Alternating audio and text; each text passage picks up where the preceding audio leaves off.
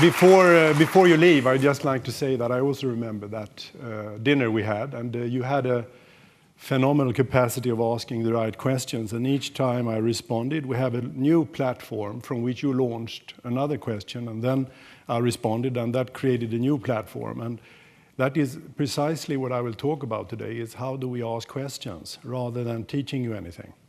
It's about how to ask questions so that you don't forget that we are part of the whole biosphere. And to ask questions in a correct way, we then need to make it possible for us to put our organizations, our projects, our families or households in context of sustainability for the whole world. And then ask, how could we stepwise get part of the solution rather than the problem? And for such a framework to be operative, it needs to actually be building on a scientifically, academically robust definition of sustainability. And it must be logically structured. And that did not exist when I tried to engage with smart people like yourselves in an ongoing dialogue to discover what such a framework would be like, sort of perfect chess game, and then allowing people to play chess themselves.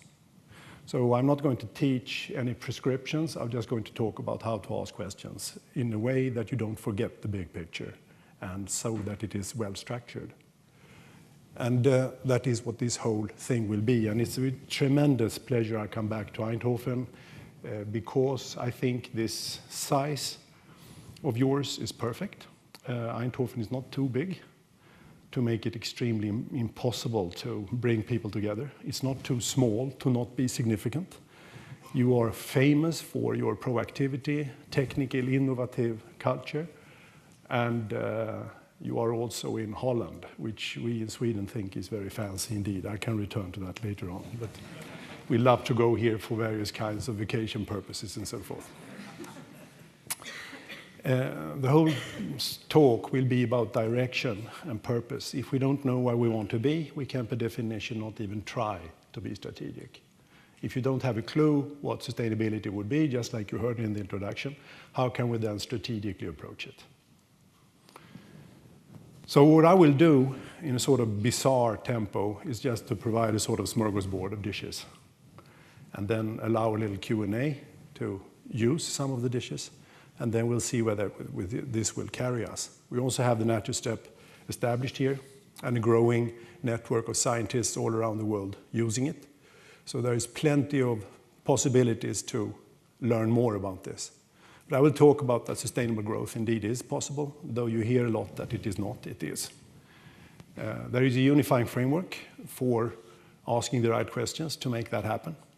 And you can use it for anything from analysis to monitoring your plans and to get tools together. There are so many tools, cradle to cradle or ISO 14001 or life cycle assessments or cleaner production or whatever. And those tools are very often well thought through. Smart people have done them.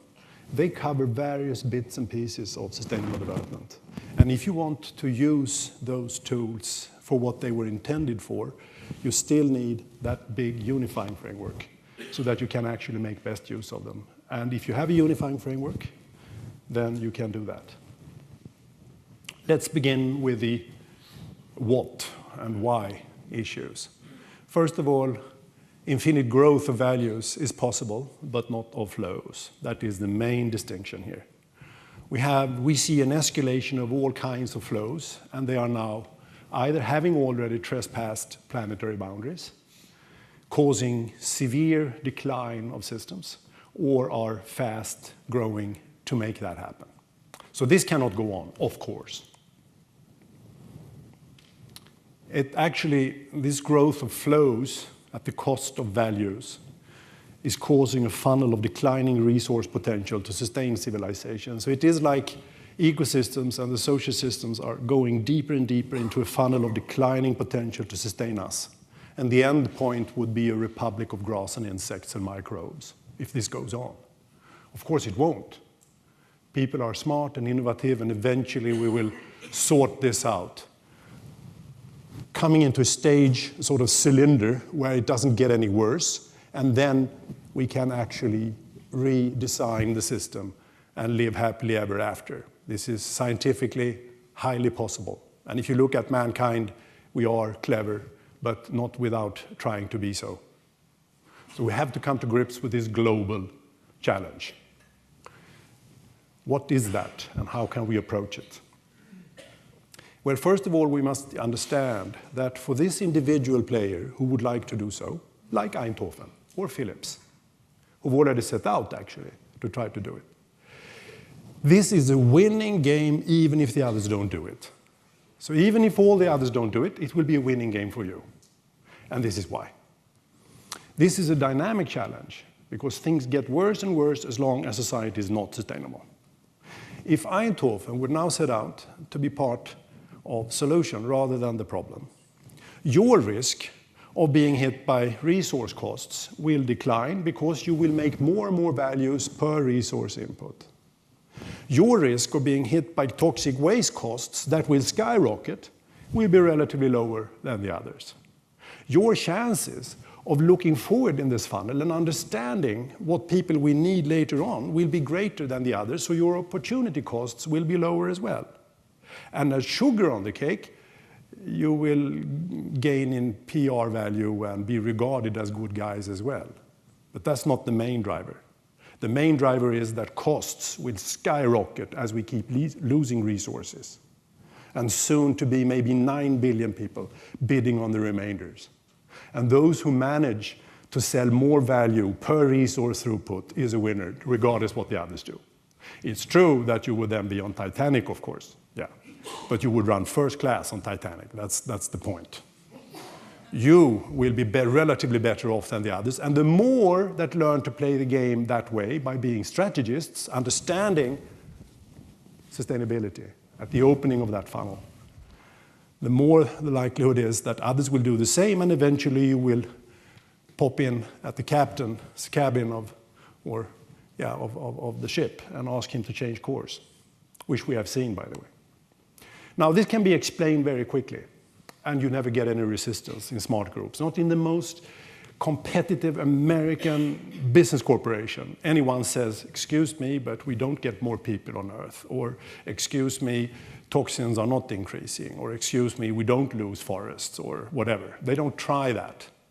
Nor do they try to say, consequently, there will be no change of future markets, so we don't need to think ahead or anything. They don't even try it. So what's the problem? There are three.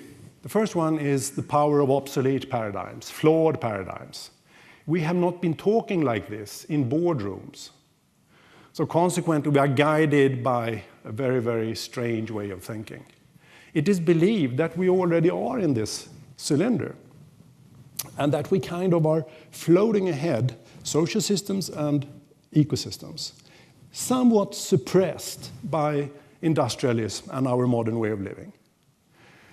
So there are damage in natural systems. They come and go. And there are damage in social systems. They come and go. But in return, we have more comfortable lives. And therefore, this should be about ethics, trying to release the pressure on natural systems and social systems somewhat. And that the competitive edge from trying to do that would be lost unless everyone else does the same. Because otherwise you would have to pay for this, for being more ethical than others, which would be a competitive disadvantage with those who are more brutal and don't care about natural systems and social systems. This is how the rhetoric goes in boardrooms, in summits, all around the world. In reality, we are in this funnel. So the costs for damage will skyrocket until infinity. It will just be more and more expensive to be part of the problem. This is about self-benefit, riding first class on Titanic because you're more clever than others. And clever role models will win regardless what the others do, and then they will pave the ground for others doing the same, and eventually we can change the course of the whole ship. So what about economic growth, which is a buzzword of our time? Well, what people tend to forget is that it is a combination of how big something is, the size, on the one hand, and how it develops. And most intelligent systems follow S-curves. That's what you did as human systems. When you were born knee-high. And it's not good to stay knee-high for the rest of your lives. You cannot give birth to other knee-high individuals, for instance, for starters. So therefore, as part of development, it's good that you have an increase in size. But just because it is good in the beginning, you don't continue to grow up until you are big as elephants and your knees crack and whatever. So then there is a positive, active suppression of further growth of size to allow growth of development. Now you maturate, you learn more, you learn how to work, you create a family life and whatever, which is an increase of value throughout this whole process. It's the same with computers. They were big like houses before, and now I have more computer power in a telephone no longer than this, so you can even be smarter than that. You can even suppress the increase of value, and the value goes up throughout the process. We are now living in an obsession of growth of size, because that's what gross national product is. And we have forgot about the value creation that follows from development. I will give you a few examples. Nature is the best example of growth that has been going on for 3.5 billion years, but without any growth of size. How did that happen in the cycles of nature? We began with the same amount of matter as now in a dispersed mess 3.5 billion years ago. And here you see evolution from blue-green algae to colonies, to the first plants, to the first animal cell, and it's 1 billion years in between each. And when the animal cell came about, mobility started in this whole system, and eventually natural systems evolved. Until one species could contemplate its own destiny, play Bach, and build hospitals to take care of the deceased. It's a phenomenal growth of value, but not of size. The same amount of matter has been turned over in smarter and smarter ways during evolution. So you don't need to grow size infinitely to increase value. Today, we are seeing the opposite, in fact, because now we are going backwards, again having dispersed mess increasing, losing more and more forests, topsoil layers, species, and we are going back to where we came from. So we lose value with the same amount of matter. There are actually some economic calculations done about this as well. The perhaps most famous, because it was a sort of original one, was delivered by Herman Daly, where he developed a sort of index for sustainable economical welfare, where he actually began from gross national product. And then from that number, he reduced everything that definitely did not bring about value, like the growth of crime and the growth of accidents related to unsustainability matters and drug abuse and that. So nobody would oppose, excuse me, that is actually good for growth or value or welfare. And then you can see what happened. Early on in the development, it didn't change the direction of that number, but eventually it actually declines. So all you need to do is to reduce what you definitely do not want to demonstrate that we have not had any growth of value, because we have neglected value creation, which we don't give numbers today.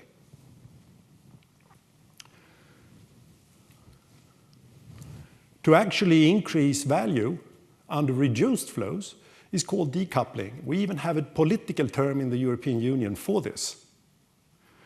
And remember, it doesn't show up in traditional gross national terms. I'll give you another example now. It's about how to create value from energy systems with less and less material flows.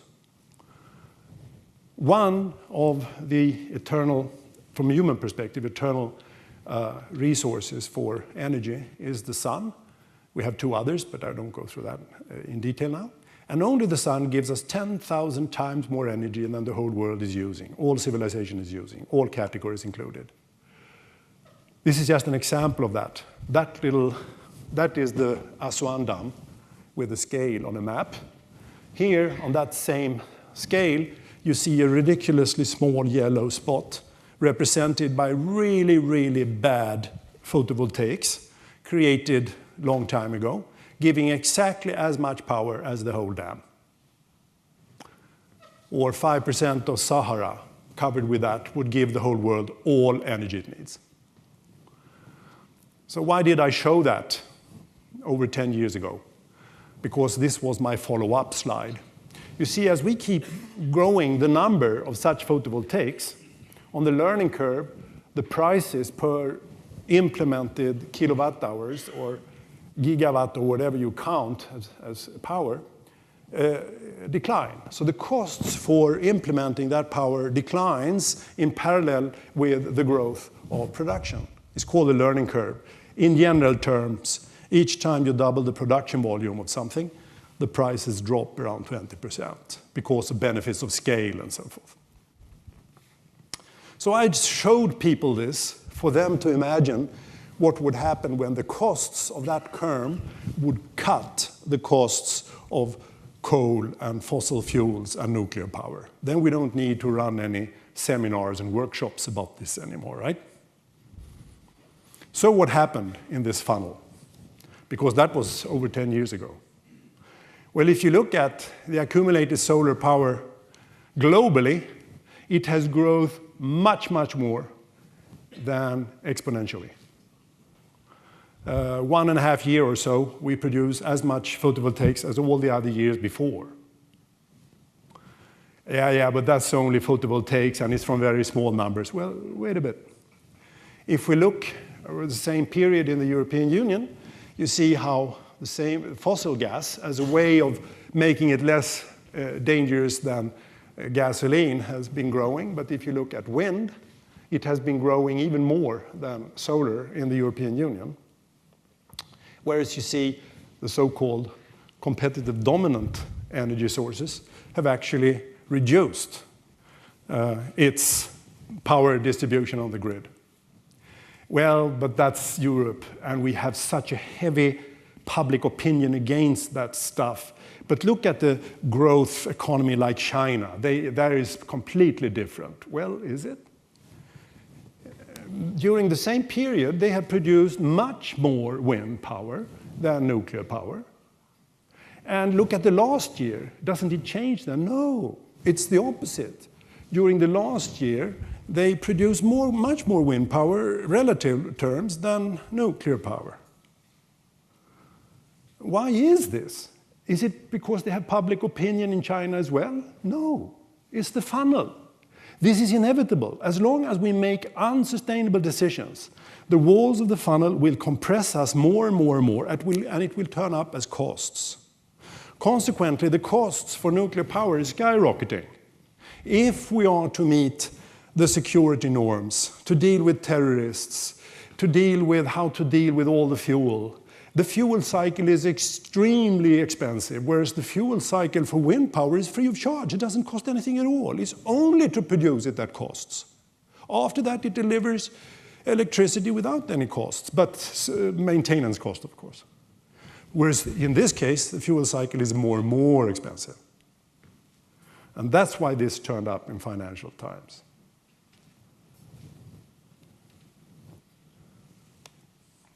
So you must admit that these are some good examples of the funnel and why this is important to pay attention for a proactive region like Eindhoven. The next one is reductionism. The next obstacle is not only to understand in your gut feeling that this is inevitable, it will come. And those who know how to exploit these growing opportunities will be winners. We feel that deep down, right? Without any numbers. The next is, how do we do it? Because if you don't know how to do it, people have a tendency to do this. Oh, I don't want to hear this, because this is what I've been doing for 40 years, and now these guys want me to relearn or something like that. And then we get stuck in detail again, and we are back to the boardroom and say, well, that's inspirational, I must admit, but now it's Monday morning, and we have to make some business. And now we must stop being philosophers. Now we are down to action. And then we get lost in detail. Shall we do this or shall we not do it or whatever? And the driver behind it all is that society is digging deeper and deeper drill holes into ever increasing detail, and we drift apart so that the finance minister doesn't know much what the sustainability minister does, and the same is true for departments in our companies. And therefore, we tend to deal with more and more details at the depth of understanding in each drill hole. So what we need to become clever is a unifying framework. And now I'm back to what we talked about initially. We need a framework by which we can put all those sectors together into cohesion and work together towards sustainability. The best example I can think of is a clinical conference, and this is how it works. Mrs. Anderson is now going to die because she is suffering from cancer, unless we cure her. And to cure the patient, we need the pathologist in his drill hole or her drill hole, and we need the radiologist, and we need the surgeon and the medical doctor and the social worker to mobilize all of family and work life behind Mrs. Anderson. So we need cooperation. How would that be possible unless we had a shared understanding across those disciplines of what cure of cancer means? In this case, the walls of the funnel close deeper and deeper over Mrs. Anderson until she will die, unless we cure her. So we expose a cured Mrs. Anderson as a healthy system ahead of us. And at the trunk and the branch level, we have one and exactly the same definition of what cure of cancer means. It's two principles. There in the future, we have killed the last cancer cell, but we have not killed her. And those two principles must be met at the same time. And those principles were guiding all science we did for decades until we had cured the first cancer patient. And now we cure well above 50% in cooperation because we don't have a problem defining what cure means. Today, the patient is the global civilization, gradually dying from the deadly disease unsustainability.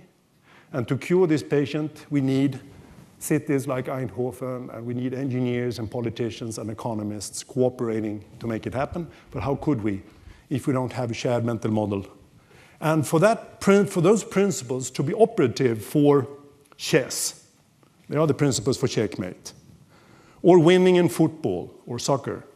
You score more often than the other team, or cure of cancer or sustainability. Such principles must be necessary for winning. Not overly necessary, just enough, so that you don't forget anything. And general, so that the drill holes can cooperate. And they must be concrete, so that you actually tells you how to play chess or cure cancer. And they must not overlap, because then comprehension will go. And when I launched the natural step many years ago, we didn't have that definition. We didn't have it. So all drill holes were working without cohesion. And I set out to explore what would those principles be that would fill those needs, those criteria. And why did we drive that work so hard? Because it is only then that you can play chess, have an open-ended, smart, intellectual approach, whereby as the game unfolds, you reassess it all the time in relation to winning. That's what a chess player does. Each move is met with another move from your competitor, and now you reevaluate again. How do you reevaluate? Against the principles of winning. Now you can deal with trade-offs, because you can even sacrifice a piece for a higher cause if you know exactly where you want to go. But if you don't know where you want to go, you just try to protect your pieces and you will eventually lose. Now you can avoid unknown problems. If you violate basic principles of winning, you will run into worse and worse problems as the walls of the funnel keep strangling you and you don't know what's happening to you. Oh, the ozone layer. Oh, cost of nuclear power. It just happens. And you call it bad luck. But if you know the principles, you can avoid problems you didn't even know would exist, such as CFCs eroding the ozone layer. Why did we need that knowledge? We wouldn't have needed it unless we launched CFCs, freons as we call them. Now you can apply what you want as system boundaries. Here in Eindhoven, you can put sustainability principles up towards you, and then you ask yourself, everything in the whole world we need to take into account to comply with those principles need to be taken into account. The other stuff we can disregard. That's what a chess player does. He doesn't need to know everything about the system chess, but he must understand the principles of checkmate and then use that to guide the way you use the stuff in the system. If I would suggest that here in Eindhoven these kinds of photovoltaics would be excellent, you would probably ask me relatively early on, what is the resource potential if we go for that? And I couldn't even answer if you ask me what is the sustainable resource potential, if I don't know what sustainability is. But then I can respond. So you have to have basic principles to be able to calculate the resource potential for it. Now you can effectively cooperate, like in the clinical conference. Now you can create communities. And this is, with the companies and the municipalities we have worked with, the strongest one. It is phenomenal for team building to understand the goal together and work towards it. And now you can make better use of cradle to cradle or ISO 14001 or whatever, because you know the end game, what you want to do, the aspects, and then you can choose the tools you need. So we began asking ourselves, this system, why do we have a funnel in it, and how would we define boundary conditions for sustainability, whereby we do no longer destroy it? And it was possible, I won't go through this in detail now, but it was possible to define sustainability. When, in this case not Mrs. Anderson, but civilization is saved from the deadly disease unsustainability, mined materials like fossil fuel residues and metals are no longer systematically increasing as waste in the system. Neither do chemicals, produced matter, increase systematically as PCB, DDT, dieldrins, freons, anti-flammables, whatever, have ceased to increase. We do no longer systematically remove natural areas physically with over-harvesting or more asphalt or whatever. And we do not erode trust between people and institutions anymore because we deserve it. So those are basic sustainability principles.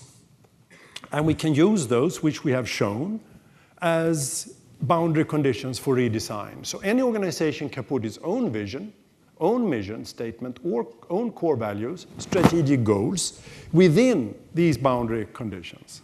And then ask relevant questions. How can we go from where we are today to the full picture of winning? So that you don't have sustainability on Mondays, those principles, and then you have business as usual on Tuesdays or Wednesdays or the rest of the week. You must make an integrated picture of winning. And you have begun working like that in this area already. And it will be extremely fascinating to see you continue. We have now tried this in a growing number of business organizations around the world and demonstrated, of course, that they come up with different challenges, different opportunities, different smart stepwise chess moves to move towards the opening of the funnel rather than into the wall and lose it all. But they are using one and the same framework.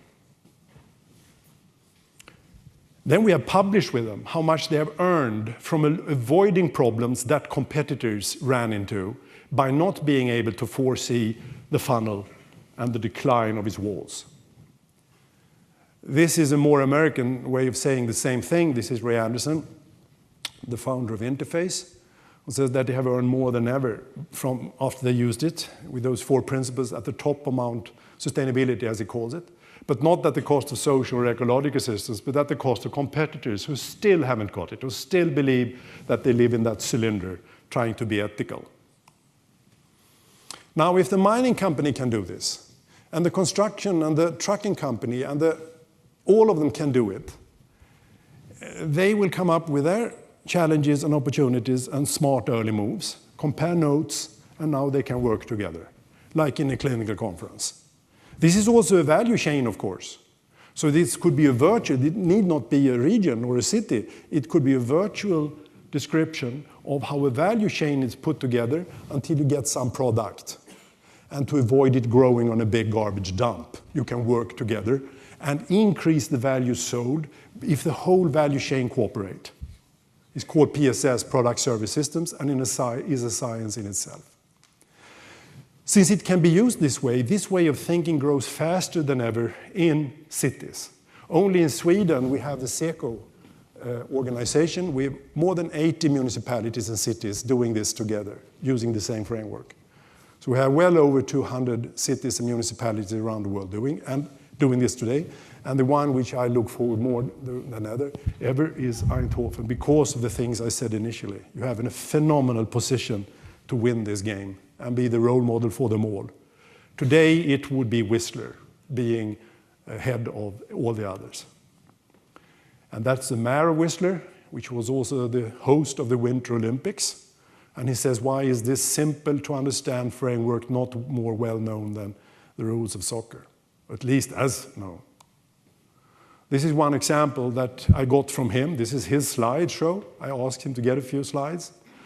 When they were going for the bid of the Olympic bid, they were proposed by the utility company to build a pipeline of natural gas from Vancouver up to Whistler in order for them to pollute less, and it would cost a fortune, which would actually mean that they would get married to another unsustainable energy source. So it would move them towards compliance with the principles because natural gas pollute less. But is it a smart stepping stone, a flexible platform to full sustainability? And the answer was no, because the size of the pipeline and the sum was such that they would have got married to an inherently unsustainable energy system, which the mayor explained to the head of the utility company. So they downsized the whole thing to just make use, in the early stage, of that natural gas pollute less, to free money to develop completely sustainable energy systems stepwise. So the whole Olympic Village was run completely with renewable energy to demonstrate that this is where all of Whistler is going.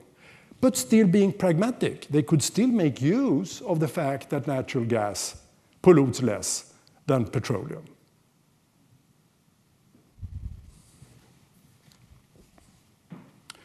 And this is all of it in a nutshell. So if you forget everything else I've said, this is what I wanted to say.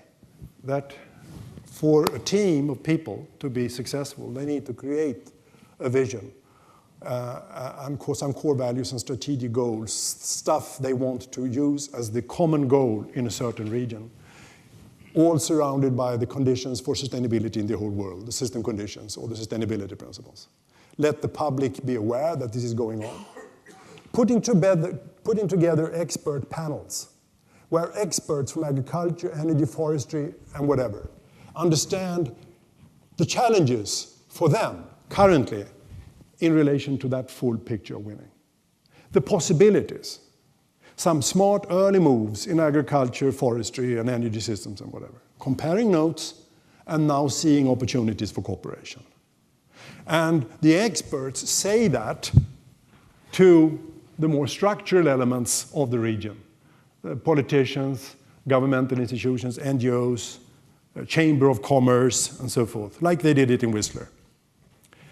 And they say that that suggestion from you experts is naive because it's too expensive. However, this suggestion is quite nice. That one is already up and running. We only need to scale it up. So this level of the municipality respond back to the experts who can respond again.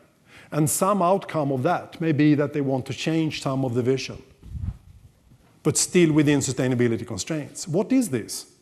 It is a participatory democratic process, which is not a talk club. They are informed by the same definition of sustainability, and within that, they have co-created an overall vision, and then they are learning from that and relearning in learning loops. So it's an informed dialogue, not a talk club.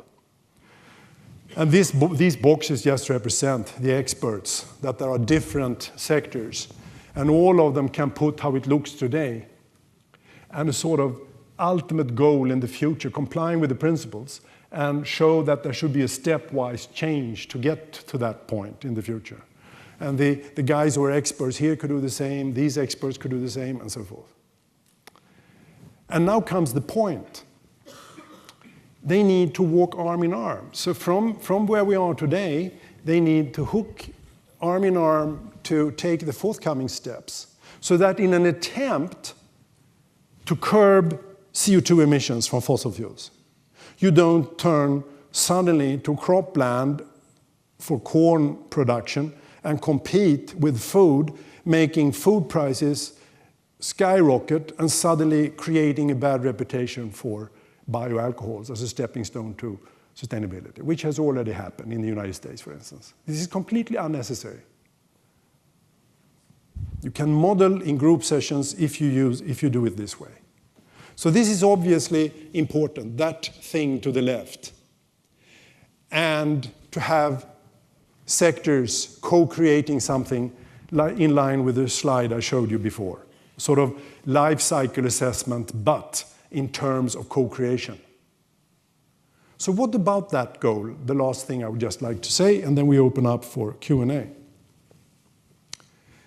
Well, this is, first of all, it must be integrated. And in the natural step, we have a certain tool for how to do this and how to facilitate these kinds of dialogues. But just look at the sustainability principles. Forget about the vision and mission and strategic goals for a while. Those sustainability principles put these demands on any vision for any company, any organization, any region, any topic. That in the future is fueled only by renewable energy, per definition, and we know why. Because of the sustainability, because of the first principle, for instance. There is a very, very low phosphate leakage that will correspond to how much phosphate is brought about to soils and so forth by natural processes further ahead. We have a completely renewed relationship to metals, so they have stopped increasing as toxins in the system. We have a renewed relationship to chemicals in response to the second principle. Certain chemicals, for instance, do no longer exist in consumer goods. We have phased out everything that gradually remove natural systems physically. And we have an informed participatory democracy where people co-create not only within the organization, but in the whole value chain and across the other sectors of the community. So that you create trust and people feel part of the process.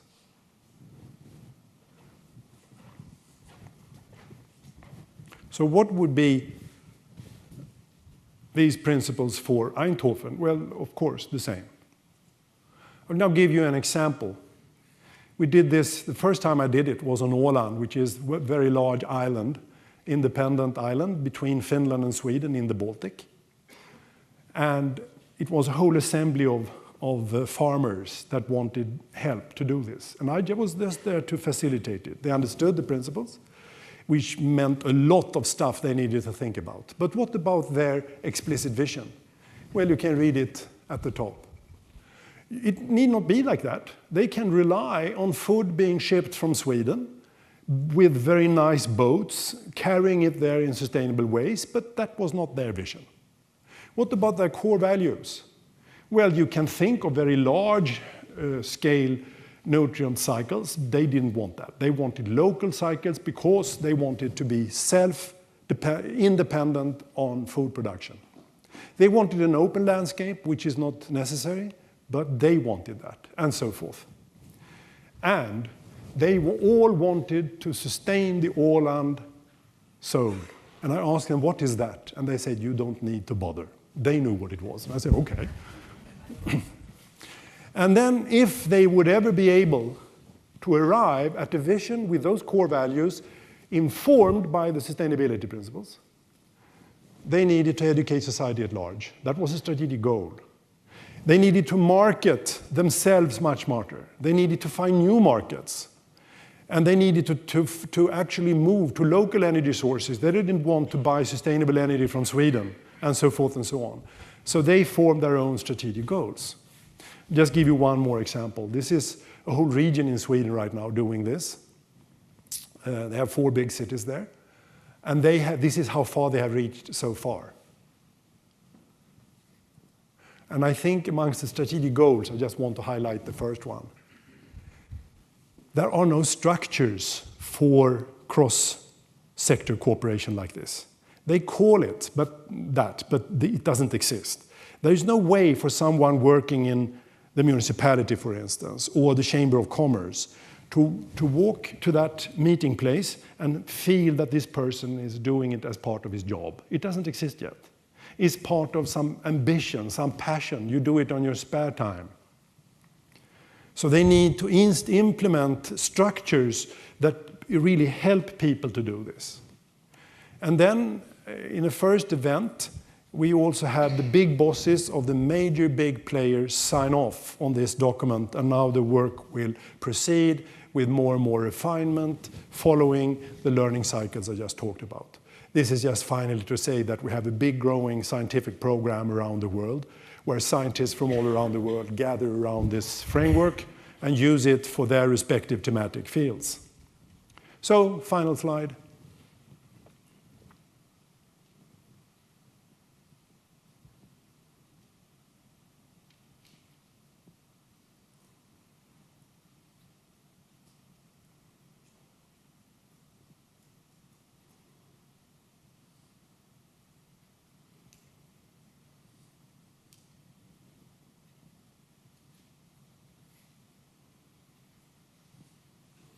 The point I want to make is that the whole rhetoric, the whole vocabulary, the terminology kind of lulls us astray, and it seems like it wants to tell us that there is something wrong with the economic system. I don't think there is. It's an elegant system.